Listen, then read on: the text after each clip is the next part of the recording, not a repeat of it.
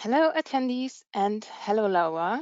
Welcome back to our webinar today, Rethinking Compliance and Enforcement for Modern ESPs. We haven't done the webinars for a while now, but today we are back with Laura Atkins, as you can see. She has been part of the email industry, I think, for almost 20 years now, and we're super excited that she found the time to share her experience with you and with us today. Shortly to my person, my name is Maike and I'm responsible for the marketing and events at the Certified Senders Alliance. And maybe some attendees may ask, who's the Certified Senders Alliance? Our goal is to increase the quality of commercial emailing. In addition to our CSA certification for ESPs and brands, we offer, for example, our new tool, the CSA Certification Monitor, that we have, for example, a webinar in 2 weeks with all the information about the CSA certification monitor and our review of the year. Maybe you would also like to attend. And yeah, if you have any questions about the CSA, just come back to us after the webinar and we will get further information for you or send you further information. But let's go back to the webinar today. The housekeeping rules for today. Please note that you're muted during the whole webinar, but you have two options today to ask your questions. The first option is you can raise your hand and ask your question live at the end of the session. And the second one is that you can use the chat function. It might be on the right on your screen and submit your questions during the webinar and I can read them out loud at the end of the session. It's up to you how you want to ask your questions.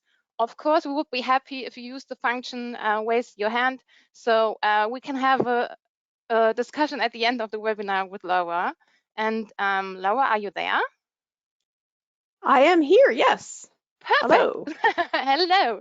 So yeah, now I can see you. That's good. I just need to switch my screen to Laura, and then I think you can start. Just one note, I think she will start with a poll, and you see the results at the end. So yeah, as I mentioned, all questions you can ask during the webinar. I will collect them, and if you have any questions, just feel free to ask, and you will hear me and see me at the end of the session. And now I just need to switch the moderation rights. Oop. Yes. I think now you just need to accept and then you can start. Perfect. Hi, everybody, and welcome. I'm really excited to be here today to talk to you and to the CSA about rethinking compliance and enforcement for modern ESPs. This is actually something I've been thinking about for quite a while now and kind of thinking about how what we're doing isn't quite working. So having this opportunity has been awesome. Who am I? I'm Laura Atkins. I co-founded Word to the Wise back in 2001. Prior to that, I was actually at Maps, who are now part of Trend Micro, and ran one of the first commercial block lists. And I'm mostly known as a deliverability person, and so I help people get their mail delivered. What a lot of folks don't know is that, on the side, I actually do a lot of compliance, and I work with a lot of ESPs and a lot of SaaS providers and people who have email as part of their platform to figure out how to keep their platforms clean. And so, I have a lot of thoughts about how we do this, and I have a lot of thoughts about how we do it well and how we don't do it well. So before I dive in today, we're going to get into our poll. And the poll question here is, what is the primary metric your compliance desk uses to identify problem customers? And I have a couple ideas up here. I think there's a couple fewer on the actual poll that's going to be sent over to you. So if you can just go ahead and tell me what you think, what's the primary metric you use?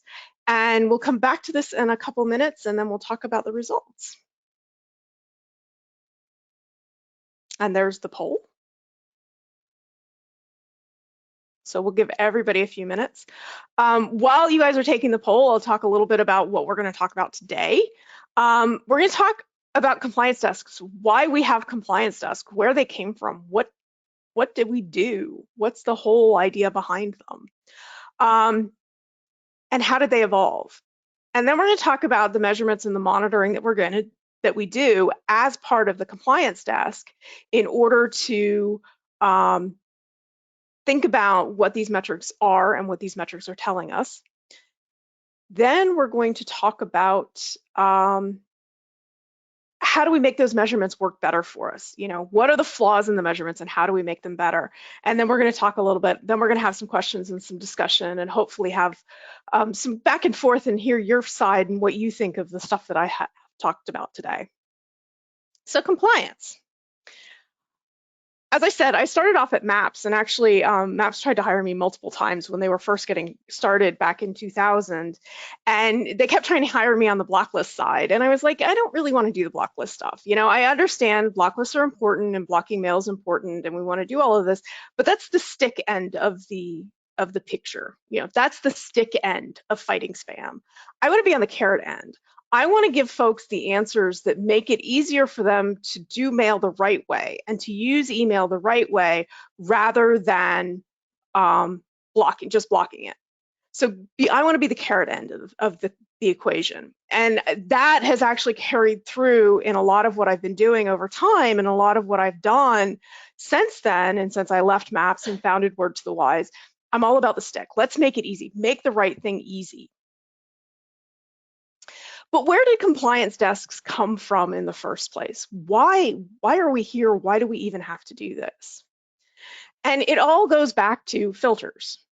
The ISPs, particularly very early on in the late 90s and the very early 2000s, they had one thing they could do. They had one way they could block mail, and that was IP-based filters.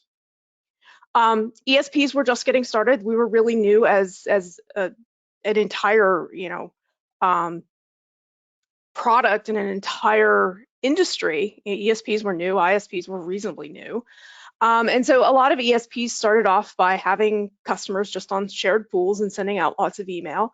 And they'd get a bad customer on, and the customer would go and send spam. And then the ISP, using the only technique it had, would block that IP address, and then customers wouldn't get their mail, and it would all be horrible, and everybody would send complaints. The end users, they'd complain to the sender, and they'd complain to the ISP, and the senders would complain to the ESPs, and the ESPs would complain to the ISPs, and it was just, everybody was angry at each other because mail wasn't getting through. And in some cases, the mail wasn't getting through for reasonable reasons. You know, it was actually spam and it actually should be blocked. But in other cases, the mail was just collateral damage because we were coming off of shared IPs. And the ISPs, the only way they had to stop spam was that IP-based block. And so they would block innocent customers. And so early on, there was a lot of kind of engagement between the ESPs and the ISPs and the senders. And I think the first meeting I had with a bunch of ESPs and a bunch of ISPs was actually back in like 2002, sitting in the habeas offices, where we were kind of talking, how do we solve this problem? How do we come up with things? What kinds of things can we do to make email work better and to serve our customer base, you know, to serve our recipients and to serve our users? And so over the next few years, and through about 2012 even, there were a lot of adaptations and a lot of compensations that happened.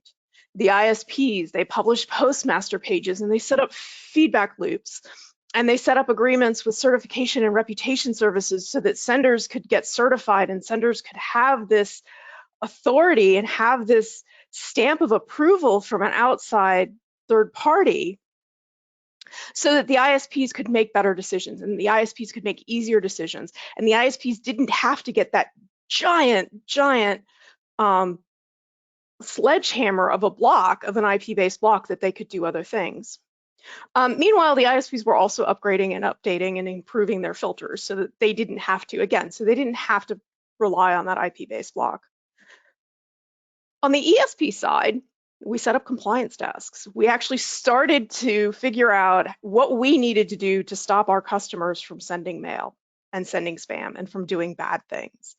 Part of that was consuming and acting on feedback loops and enforcing AUPs, but part of that was also segregating customers. So, I don't know how many of you have been around for a really long time, but we used to have good pools and bad pools, and then we had dedicated IPs, and so we were trying to separate out customers so that our really good customers would never suffer the consequences of our really bad customers. And we could do all of these things, again, to mitigate the bad mail from affecting our good mail. So we get to a state where there's a little bit of improved filtering. You know, the ISPs, they still have their IP-based filters, but now they have safe lists. Now they have feedback loops. Now we have certification. They start to mix in as well some domain-based reputation. Along the lines, we invented SPF and we invented DKIM, and now we've invented DMARC. And all of these things really allow the ISPs to have something other than an IP address to hang a reputation on, so that they can selectively block mail, and they can much more selectively block mail. And that makes users happy, and that makes that makes senders happy, because we can now manage our outgoing mail in a way that our good customers get through and our bad customers kind of suffer their own consequences. But the takeaway is that compliance really evolved out of a necessity to preserve deliverability in a shared IP environment, so that we could, as senders, and we could, as that first line of defense against spam on the internet, and to protect our own networks as the ESP, and to protect our own infrastructure, we could do all of these things to manage our customer base so that blocks didn't happen. And we didn't have to, because of one bad customer sneaking on, one stolen credit card, one compromised account, that we didn't have to deal with thousands of customers upset because their mail wasn't getting in. And that's really the crux of where compliance came from, is we were about stopping spam, we were about protecting our networks, and we were about facilitating good mail getting out there. So how did we do that? That brings us to part 2 of our talk. What do we monitor? How do we monitor it? And what does it tell us? So, and this is where we get the results of the polls. Can we see the results? So, yep, primary metrics that folks use are complaints. We look at blocks. Some folks are using ISP tools, not very many, and I agree with that. There are a few others, and I'm going to talk about a little bit more of the others. But I think, you know, everybody's using a lot of the same stuff. It's complaints, bounces, and blocks. But what do they really tell us? So if we could go back to slides, cool. So what are our standard metrics? We have raw complaints, we have complaint rates, we've got what's on a block list, domain or IP based, bounces. Some people use opens. I know there's a couple larger ESPs that actually track opens as part of their compliance metrics. There's ISP tools, Google Postmaster and SNDS, and then there's some commercial monitoring that we have access to. So I come from science, and I always start off with, let's define our terms. And so I like to make sure that we're kind of all on the same page, and that when I say complaints, we all understand what I'm talking about. And in this case, what I'm talking about is we have users that have access to a "this is spam" button, and they smash that "this is spam" button because they've decided they don't like this mail, or whatever reason they've decided they're going to smash it. That gives it information to the ISP, and then the ISP takes that, packages it up in a very standard format, and sends it off to the ESP. And then we, at the ESP, we do a little bit of math, and we say, well, you know, if our customers are generating less than 0.1% complaints, then everything is fine. And I actually had an occasion, somebody asked me just a couple weeks ago about where does this 0.1% come from? And it actually comes a very long time ago when AOL first started to do the feedback loops. They said, you've got to keep your complaint, you've got to have less than 1,000 complaints in a million, you know, 0.1% complaints. Otherwise, you're at risk of being blocked. So that's kind of where we got the 0.1% from, and we kind of just stuck on that and ran with it. But in order for our complaint rates to be accurate, and in order for that information to be correct, and that information to be used correctly, there are things that have to happen, and there are things that have to happen and things that have to be true all along the process. So in order for a user to actually be able to generate a feedback loop complaint, that email must be in the inbox. There is no "this is spam" button in the spam folder. And that, you know, is meaningful. We need to be aware that if one of our customers' mail is all going into the spam folder, well, we're not going to get any complaints about it. They also have to use the correct mail client. And this, I think, is not as well understood and is not as well known in a lot of spaces. But, when you're dealing with Microsoft or when you're dealing with AOL, because you're in a webmail client or because you're in a client owned by Microsoft or because you're in a client owned by Yahoo or because you're in a client owned by Gmail, they can wire a whole bunch of stuff into that "this is spam" button. And so they can wire it into their own reputation. They can wire it into just put this mail in the spam folder. They can do all sorts of automation, and part of that automation is and trigger a feedback loop. But if I am, for instance, using Outlook, or I'm an Apple Mail user, or I'm using Thunderbird, or I'm using some other mail client, that "this is spam" button is not wired into the feedback loop. So anybody who's, at Yahoo and is using mail.app or is using the Apple Mail client on the phone, they may hit the "this is spam" button, but that doesn't actually trigger or generate a feedback loop complaint because there's no pathway to get that information from the mail client back to the user. So users have to be in the mail client that's actually owned by the company sending the feedback loop. And then the complaints have to be from a consumer mailbox. If you are on a paid Google Workspace, if you are on a paid Office 365, and it doesn't matter whether you're a company or you're just an individual with a very small domain that has decided they're going to outsource their email to these providers, no feedback loops are generated except from the consumer mailboxes. And this is true, I believe, for every company that's sending feedback loops. They do not send feedback loops for business and for paid users. It's only for the free users. So that's what has to be happening, and that's what has to happen and be true for the user. On the ISP end, well, the ISP must actually provide an email feedback loop. And there's only a couple dozen ISPs in the world that actually do provide an email feedback loop. So we're already at a position where not everybody can provide or get or generate a feedback loop. Only certain companies have feedback loops.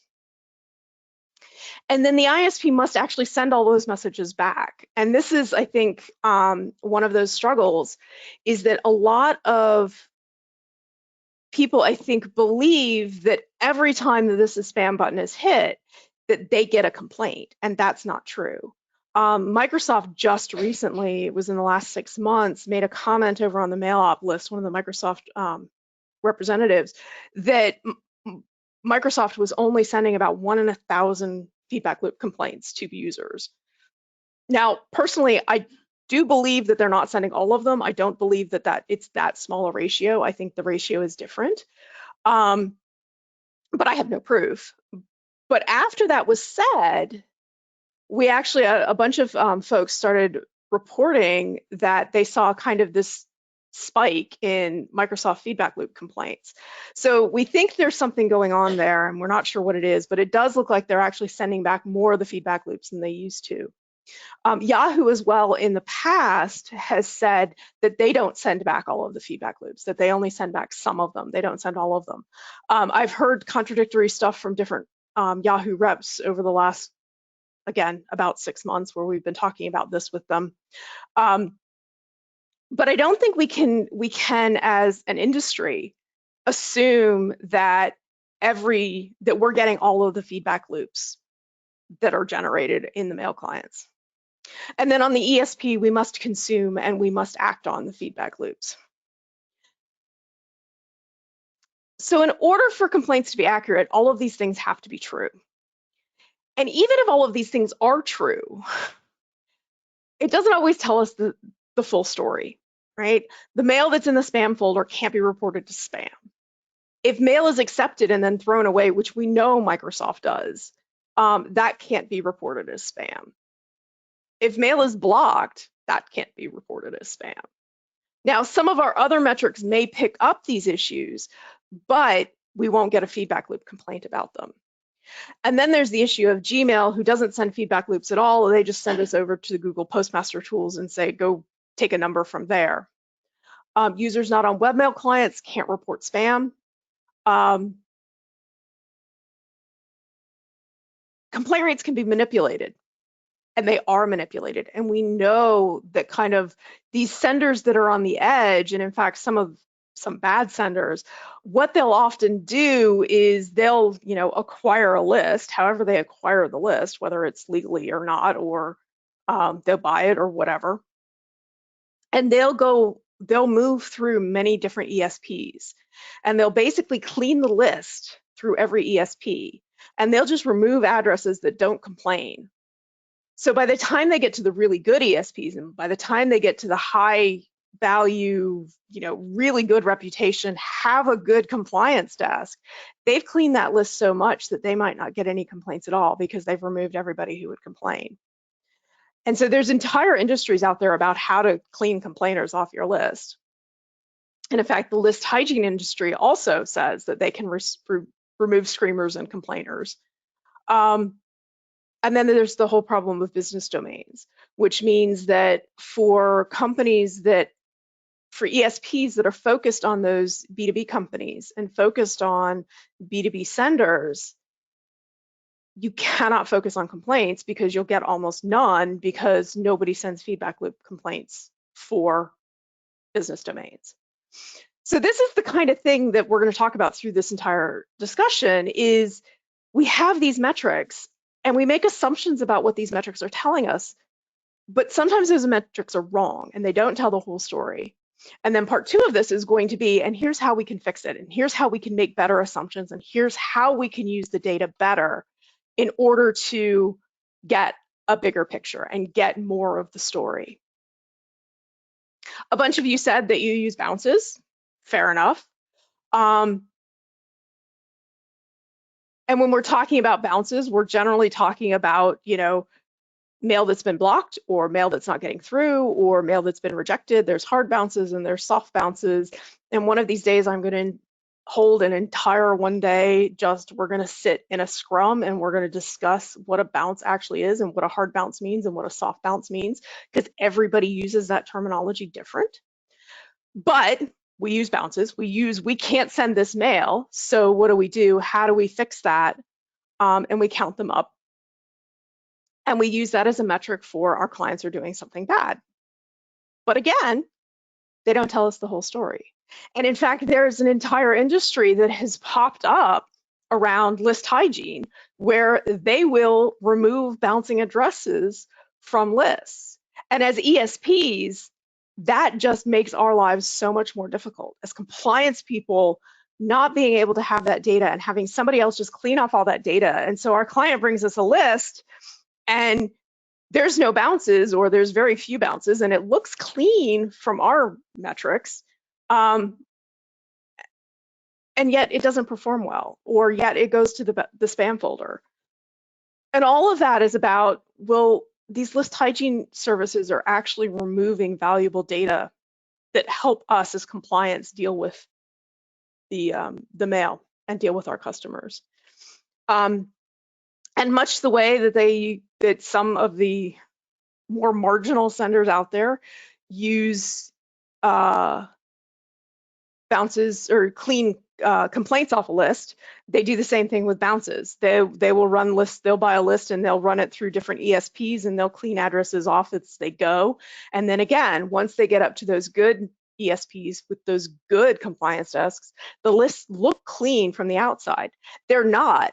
They don't have permission. They don't have any of this, nobody asked to receive this mail. It's still spam, but it doesn't look like spam because there's all of this challenge, this cleaning going on. And then there's the classification of bounces, and I can't tell you the number of times I have started let's write the definitive how to do bounces, and I get about 3/4 of the way into the outline and go, my brain has just exploded because this is hard. This is not easy. And I blame the ISPs for a lot of that because they reject mail with the codes and the things that make sense to them, and it's not consistent across ESPs or across ISPs, and it's very confusing.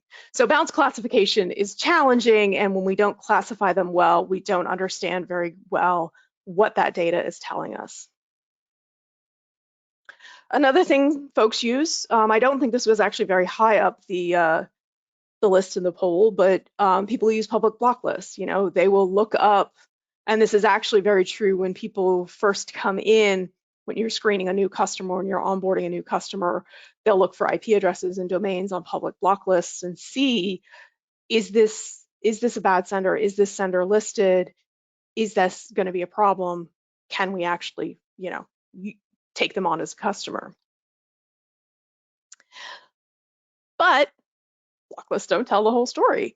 A lot of them more widely used block lists, and let's be honest, and let's kind of just say it out here. What I'm really talking about is Spamhaus, because they're one of the more widely used block lists. They rely on spam traps and sentinel addresses, and you can modify that data. You can remove the information without even knowing what the spam traps are.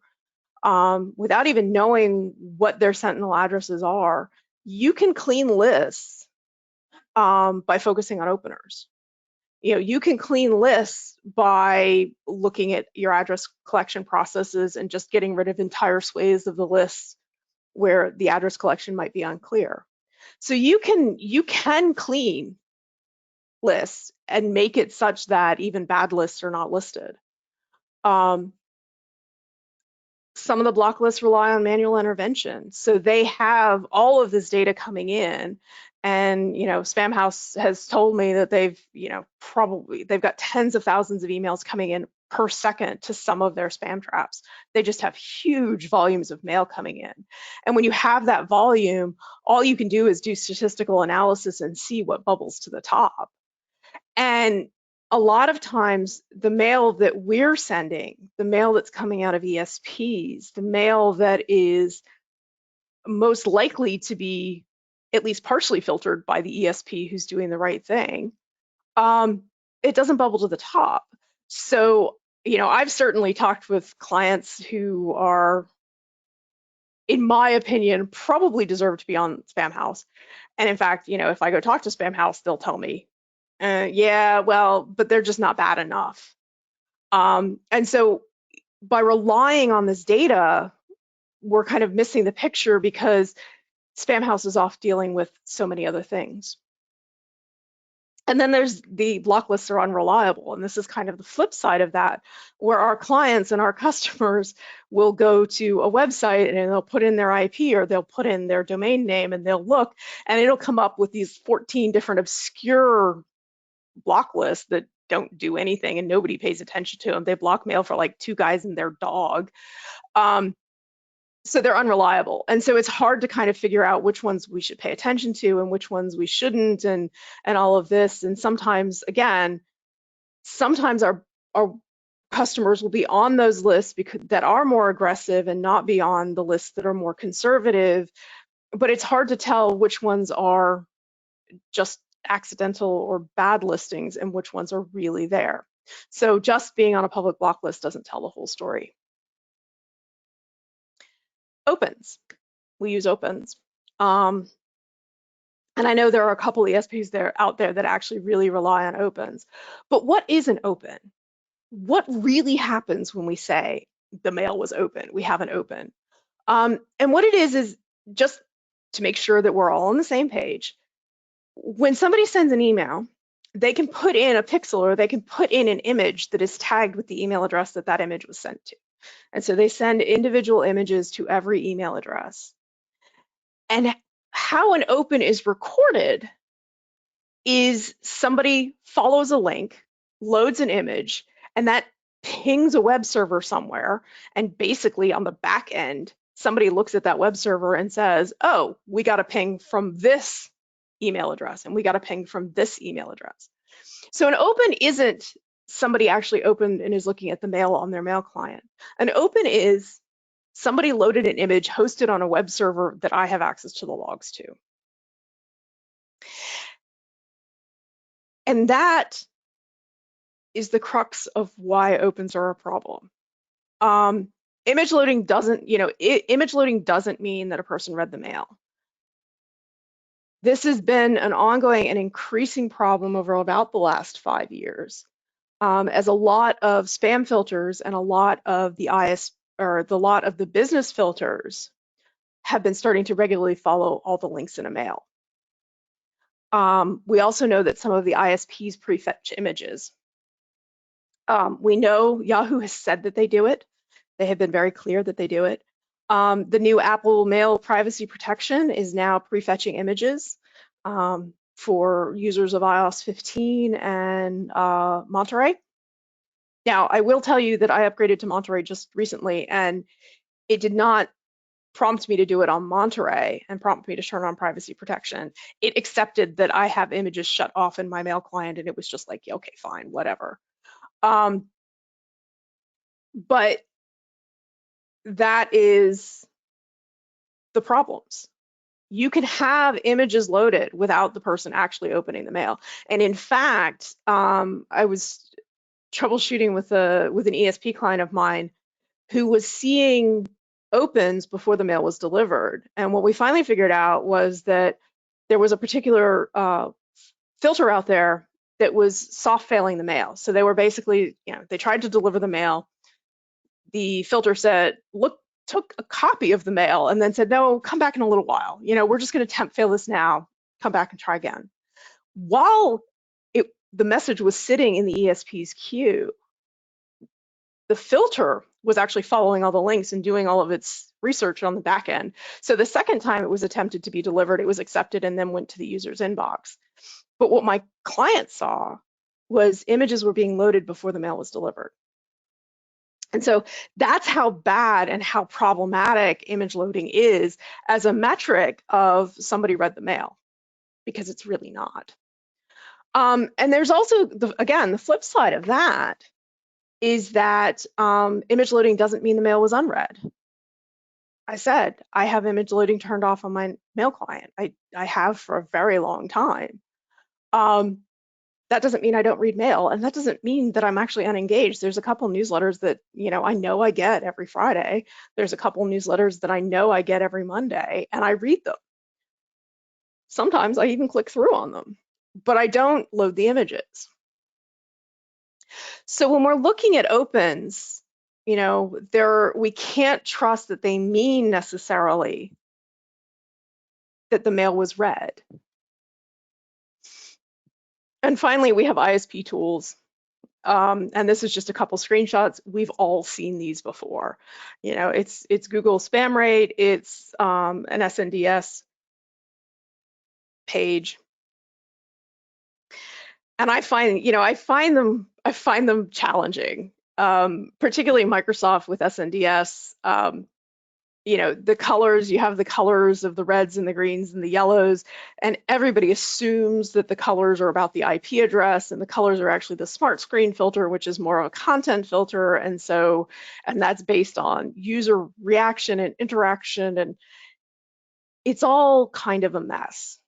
So I don't know, and this is anybody who actually uses these tools and pulls information out of them, good on you, because I generally struggle with trying to figure out what they're telling me. Google Postmaster tools, sometimes it's going to be difficult for ESPs to actually identify which customers are the problem.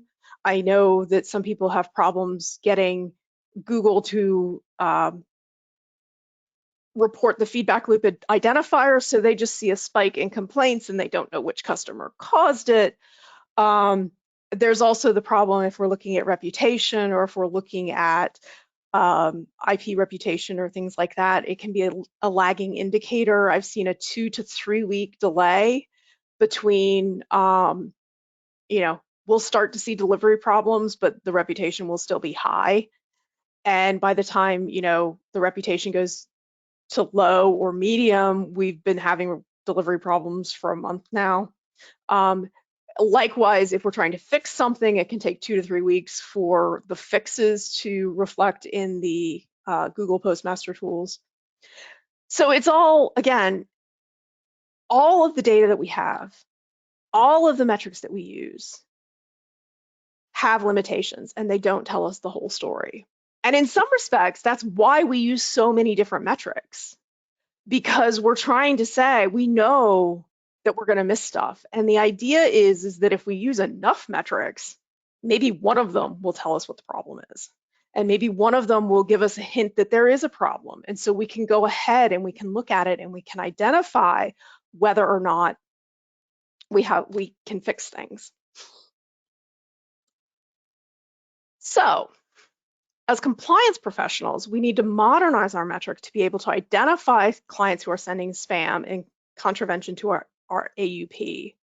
And we need to get better at being able to flexibly look at this data to be able to find what's going on. So I'm going to touch on a couple basic ways that I can think of, and these are not, I can go down this rat hole. I could do, a half-day training course on let's improve metrics.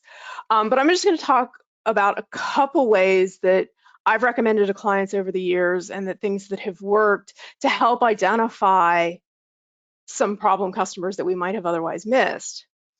But what I really hope that you take away from this is that you need to think about your own metrics. You need to think about what it is that you're doing internally and how you can identify and update your metrics in your situation to be able to better find those problem customers.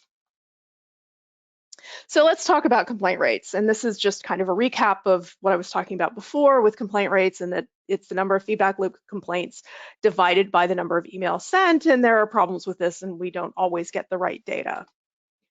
But we can hack the complaint rates. And this is a visual, just kind of representation of a generic Gmail list or a generic consumer mail list that has about 38% of the list at AOL, Yahoo, Microsoft, and some other domains that provide feedback loops. It has about 40% of the list at Google, which is about what I see in my clients. For certainly my consumer clients, having 40 or 50 or even 60% Gmail addresses is pretty normal. And then we have 22% of the mail goes to all of those other domains that don't actually have a feedback loop.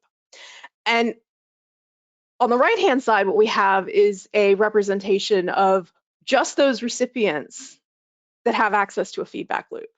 That if they hit the "this is spam" button, those recipients will trigger an email, those recipients will trigger a metric to come back to us as the ISP, as the ESP, and give us data that we can work with. So how can we hack the complaint rates? Well, the really easy way to hack the complaint rates is to just remove all of the recipients that don't get mail at a domain with an ISP. So if we have 1 million recipients on our list, we need 1,000 complaints to give us that 0.1% complaint rate. But we need 3 times that amount of complaints, just that percentage of complaints from the folks with the feedback loop in order to get that 1,000. So we're in a position where we need to actually have really, really bad customers to be able to reach that 1% complaint threshold, or 0.1% complaint threshold, because we've so much diluted it out with people that don't have access to a feedback loop. If we look at a list with even more Gmail recipients, and I use 66% because that's another one, although I have a client that has, I think it's 92% Gmail addresses. They're some big consumer thing, and they have all Gmail addresses. And so the more Gmail addresses you have, the higher the number of complaints that you need from the folks with feedback loop domains in order to be able to hit that threshold where all of a sudden you're going, oh, maybe this client has a problem. Maybe this customer is doing something wrong. In an ideal world, we would calculate complaints as the number of complaints from domains with a feedback loop. And in a really ideal world, it would be domains with a feedback loop where the mail got to the inbox, and divide that by the number of emails sent to domains with a feedback loop. This gets into a rat hole of, well, what domains are going to places with a feedback loop, and Do we get feedback loop emails from AT&T because it's handled by Yahoo? And do we get feedback loops from all of this and SBC Global? And how many domains does Yahoo actually manage mail for? And it gets into this really kind of soupy mess of, well, now we have to do a lot of math and we have to do a lot of DNS work and we have to maintain all of this stuff. And it gets complicated. And that's not what we want. We're looking for something that's going to tell us quickly where our customers have problems so that we can focus the resources on stopping them from being spammers and stopping them from doing bad things. So this is my easy hack. And just take away Gmail. If you have a consumer list and you want to normalize your complaint rates, just remove that number of Gmail recipients from your number of emails sent. And we get to a place where instead of needing 1,000 complaints to get to a 0.1% complaint rate, and that 1,000 complaints is coming from 3,400 or 340,000 recipients, now we only need 340 complaints to get to that 0.1% complaint rate. And so it's easier for us to identify those customers that are generating a lot of complaints because we're not trying to compare apples and oranges. We're comparing complaints from people who have access to a feedback loop and complaints to people who have access to a feedback loop. So that's the Gmail hack. And it does work, and it does actually can help you identify easier which customers might be having a problem. And again, it's not that, okay, they hit a 0.1% complaint rate, now we need to get rid of them. It's more along the lines of they hit a 0.1% complaint rate, we might need to look harder at them. We might need to pay a little bit more attention. We may need to keep an eye on them and see, is this a one-time thing or does it change? Does it get worse? What's going on here? Is our customer violating our AUP? There's another thing we can do with Gmail as well. So we've now removed all of those users and we have Google Postmaster tools and they'll give us 0.1, 0.2%. I kind of like a little bit more accuracy in my complaint rates than Gmail is willing to give me. Now, certainly if there's a giant spike, it's easy to see, but it's hard to sometimes catch subtle changes in their particular interface. And when I'm looking for clients with a problem, sometimes I want to see those subtle changes. But Google uses the list unsubscribe header to provide users with the ability to say, unsubscribe and report spam versus just reporting spam. So if we track our list unsubscribe header separately from the unsubscribe link in our footer, we can make some assumptions and we can make some estimations that at least some percentage, and maybe it's 10 and maybe it's 20, but at least some percentage of the people who have now hit the list unsubscribe in the Gmail interface, that they actually intended to complain as spam. And so we can track that, the list unsubscribe, as a way of tracking, well, maybe, complaints are up. And we can use it kind of as a proxy for complaints at Google, track that, and again, see what users we might need to take a closer look at. For bounces, a lot of people said they used bounces for tracking when email was, or when users were doing bad things. And I kind of interpreted that as we're going to use hard bounces and those, user unknowns and what does your list quality look like. But the ISPs these days are actually really good. The machine learning filters are very, very good at identifying and blocking specific mails in a mixed environment. So it's been a decade now where I had a client that was sending mail off a return path certified IP address. That IP address sent both newsletters and a daily comic. So it was it was daily comic, it was newsletters. They also had a marketing stream where they were actually selling, sending ads to that same recipient list. Yahoo was really good. Yahoo would put all the comics and all the newsletters in the inbox, and they'd put all the marketing mail in the spam folder. And this was a certified IP. Everything was identical, and this was 10 years ago. And so we also get the point where the ISPs start blocking mail, even temp failing or rate limiting for reputation reasons at the edge. even in a shared IP environment, even in a mixed environment, even when it's all the same sender and they selectively bounce out mail. And so we can actually use that and we can monitor our logs and we can say, oh, hey, this particular customer is getting a lot of temp fails at Microsoft, or they're getting a lot of temp fails with TSS04 at Yahoo. And so the ISPs are telling us there's something wrong here. We can use that as a way to identify customers that we should go take another look at, and we should look more closely at, because the ISP is telling us, hey, we don't want this mail, and we'll happily accept all this other mail from this IP address, and we'll happily accept all of this other message, even from the same domain. But this particular mail stream, no, you can't send us that much mail from this mail stream. That's your sign. And those are the kinds of things that we can look at. And these are the small changes that we can make in monitoring to help us identify those problem customers and then go out and deal with them through whatever process is appropriate inside our own system and inside our own network. So I'm going to run real quick through B2B monitoring because I think it's worth talking about, but I want to get to some questions, and I am running a little out of time. So in the B2B space,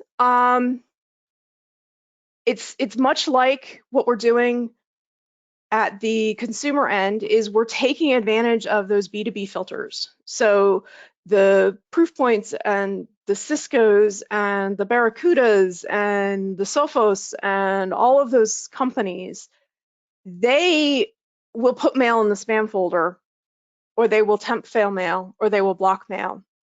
And when that happens, what I hear a lot of people ask is, well, how do I fix that?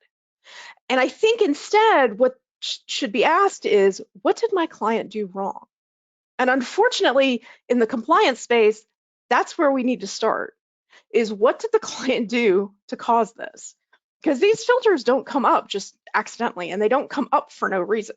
There's a reason, and so we need to figure out what that reason is. In the B2B space, the other big piece is there are no complaints. There are no complaint feedback loops. Microsoft and Gmail both have business mail and consumer mail going in through the same filters, and they have them on the same interface, but they do not return emails for complaints. Anything you see in Google Postmaster tools is only the gmail.com. Anything you get from the JMRP from Microsoft is from the Microsoft consumer free domains, not from the paid domains. And so we can't use complaint rate to identify problem customers in this space. We have to be able to look at and read individual complaints. And, you know, there was just recently, I contacted a colleague who's at a fairly big ESP, and I said, hey, I've been complaining about this particular customer of yours who's been spamming me for a month now. And, you know, they bought my address and they scraped it off the website, and they're spamming, and you guys haven't even like gone so far as to like block them from being able to mail me. What's up? And the answer I got back was, oh, well, their feedback loop complaint rate isn't high enough to trigger us to investigate. And it's like, but they're never going to trigger that because you don't get feedback loops for business domains. You just don't.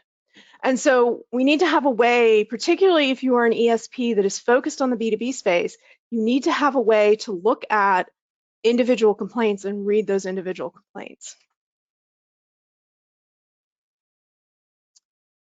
So actually, well, my slides are out of order. So B2B compliance, you must value the data quality over the data quantity.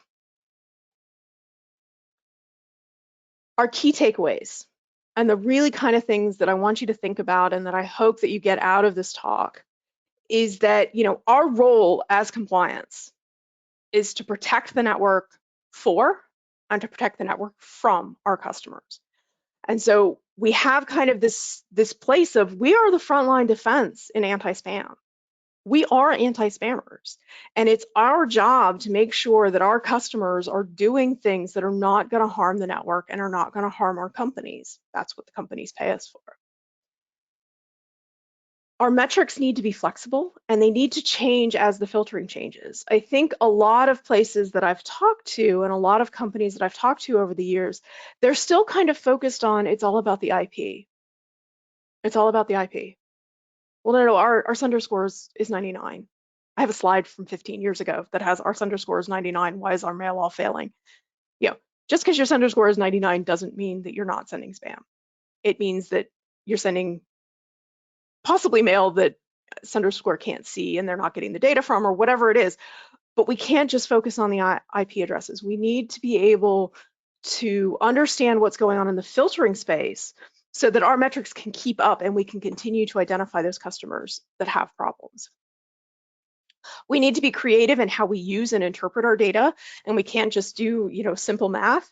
We might need to do a couple hacks of, well, just pull out all the Gmail data. But even small changes work, and even small changes can improve our ability to identify problem customers and can improve the compliance and can find those folks that are kind of sneaking in under the radar and maybe, they're doing stuff that's okay or not okay. But we want to know a little bit more about our customer so that we can go ahead and we can say, this is what you're doing is fine, or what you're not doing is fine. So thank you all. We do have time for questions. We've got a few minutes. So I am more than happy to talk to folks and answer them. Yes. Hello. Hello again. Yeah, we have a couple of questions. I think I will read them out loud and Okay. start with the first one.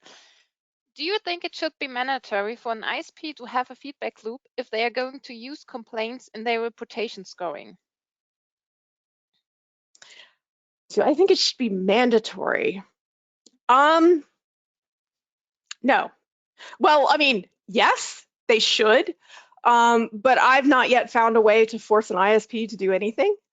And certainly part of, I have similar discussions with ISPs where I tell them they're doing things wrong. But they're going to do what's right for their network. And providing a feedback loop and managing a feedback loop, and this is not a no-cost thing. And in fact, we had kind of this explosion between about 2007 and 2012. There was about 5 years there where there was this explosion of feedback loops, and a lot of companies were doing feedback loops. What was going on behind the scenes was there was actually a company that was absorbing a lot of the cost of putting together those feedback loops. They were absorbing the cost of managing the feedback loop. They were absorbing the cost of authorizing people to identifying who could get the feedback loop and where the right place to go. And so there was a company that was taking on a lot of the costs associated with the feedback loop for the ISPs in return for them getting data from the ISPs about the mail. But it was not, it's expensive, and it costs the ISP money for very little because we are not paying for this data. We're being given this data. And so it's hard to convince the ISPs that they have to, and they're required to, and they should be forced to spend this money so that we can get the data that we want. And that's one of the challenges here, is that a lot of the data that we rely on as ESPs, we're relying on other people to absorb a lot of the cost to give it to us. And that makes it hard. And I think some of what we need to do is to think a little bit about what data sources can we get and what data sources can we have. And again, this is probably another talk in and of itself. What data sources can we create? Can we absorb the cost from to generate the data sources themselves, so that we're not relying on other people subsidizing our business? Okay, the next one. Do you have a suggestion how ESPs can avoid to onboard senders which do sender hopping? Should ESPs collaborate on that? I think ESPs kind of do collaborate on that. Certainly, there's the stuff that the CSA does and the meetings that they hold. There's MOG, there's the deliverability channel over on the Email Geek Slack. There are a lot of places where I think the collaboration is happening, and I also think that there are places where we're talking informally, and you're always welcome to come talk to me because I can do this all day. And this is kind of one of those interesting problems that I'm sure there's a solution there. And I think, if we started to think about it, and if we started to talk about it, and I tend to get distracted because I've got this client or that client, or, we're doing business stuff for whatever.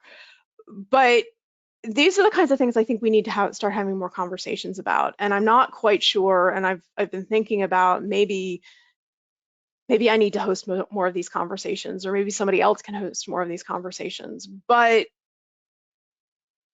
this is we as an industry have to come together and talk about how do we do better. And we do pretty good. I mean, I'm not going to say that we don't do pretty good. We do pretty good, but I think we can do better, and I think we need to have that conversation a bit. Okay, we have 2 more questions. Okay. Did you address the challenges of the ESP tools to an ISP, for example, Microsoft or Google? Are they interested? Do they care? So, interesting question. I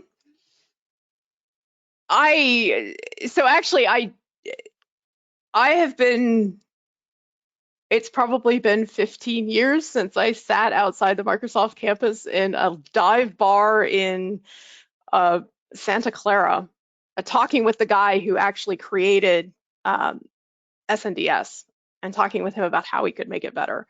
And I've certainly, talked to a lot of different Microsoft folks over the years. I think it's probably, I would be surprised if it's not common knowledge that I think SNDS is limited in its usefulness. And I have made that comment to different folks inside Microsoft. But again, they're just like, hey, it's free, take it, Gmail, I think, is, again, I think they're open to discussion. I know that the Google Postmaster tools was actually developed in fairly close collaboration with one of the big ESPs. And I've certainly had talks with some various folks inside there. But there is that piece of, again, these are tools that they're making available for us. And so it's expensive to maintain them. And I think, we're really lucky in that Google will backfill data, whereas Microsoft doesn't. And that, I think, is part of how the tools are set up. Microsoft, I don't think, saves any of the data. It's like it goes into the web interface, it goes into SNDS, and then we throw it away because we're not going to keep all that data. Whereas Google will backfill it if, it breaks. But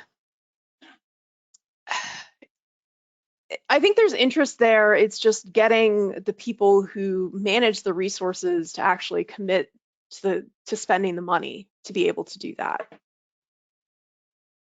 Certainly the individuals are like, yes, you're right, it needs to be fixed. I don't have the money to fix it. Okay, and then I think the last question for today. Do you expect filtering to get better once domain-based filtering keeps evolving?